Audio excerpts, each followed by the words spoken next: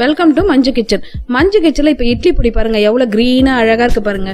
இதுல ஒரு சீக்ரெட் இருக்கு. இது என்னதுன்றது இப்ப நம்ம கடைசியில பார்க்க போறோம் அந்த சீக்ரெட். ஆனா அது அவ்வளவு உடம்புக்கு நல்லா ஹெல்த்தியானது. இப்ப இந்த இட்லி பொடியை நம்ம எப்படி செய்யறோம்ன்றத பாருங்க.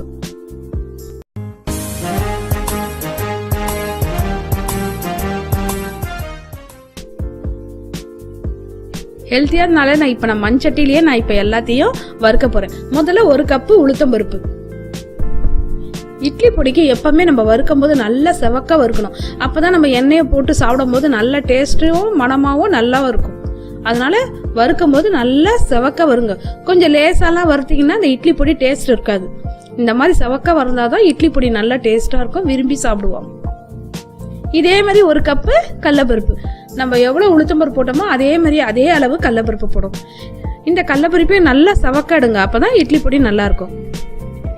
தேவைப்பட்டா நீங்க 2 ஸ்பூன் பச்சை பருப்பு, அதாவது பாசிப்பருப்பு 2 ஸ்பூன் வறுத்து போட்டா கூட நல்லா இட்லி பொடி டேஸ்டாவும் வரும். 3 பருப்பு சேர்த்து போட்டாலும் நல்லா இருக்கும். இப்ப பாருங்க, நல்லா பெரிய ஸ்பூன்ல 1 ஸ்பூன் தனியா. தனியா ரொம்ப தீய வச்சிடாதீங்க, டேஸ்ட் மாறிடும். அதனால கொஞ்சம் சவக்கா இருக்கும் போதே எடுத்துருங்க.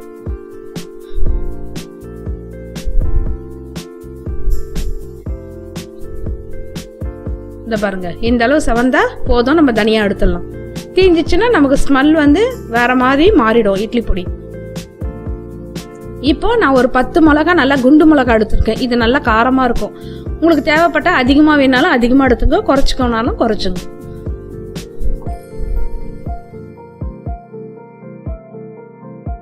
எல்லாத்தையும் ட்ரையா வறுத்துக்கணும். இப்போ 1 ஸ்பூன் எள்ளு, கருப்பு எள்ளு போட்டிருக்கேன் நான் 1 ஸ்பூன். நல்லா எள்ளு பொரியிற வரையும் நம்ம வறுக்கணும்.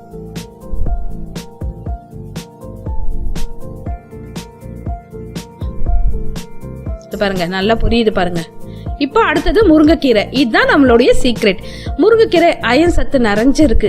இப்போ நான் முருங்கைக்கீரையை 40 வயசு ஆன பெண்கள் எல்லாருமே முருங்கைக்கீரை எடுத்துக்கொண்டாங்க. இந்த மாதிரி நம்ம அரைச்சி வச்சிருந்தோம்னா இட்லி பொடியிலையோ இல்ல சாதத்துக்கு போடுற பொடியிலையோ அரைச்சி வச்சா அவ்வளோ ஸ்ட்ரென்த்.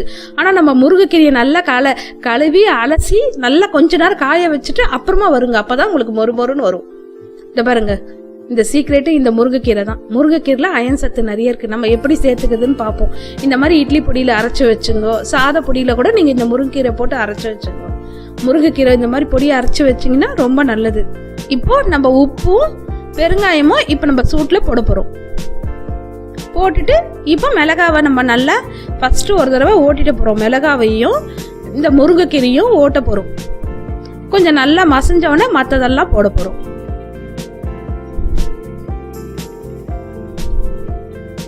பாருங்க, இப்ப நல்லா மசிச்சுக்கு பாருங்க.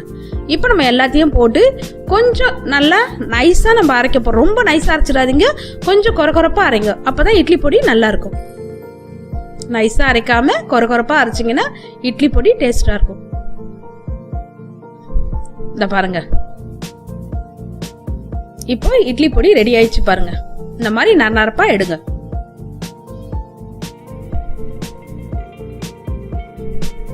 இட்லி பொடி எவ்வளவு கிரீனா அழகா வந்துச்சு பாருங்க. தேங்க்யூ.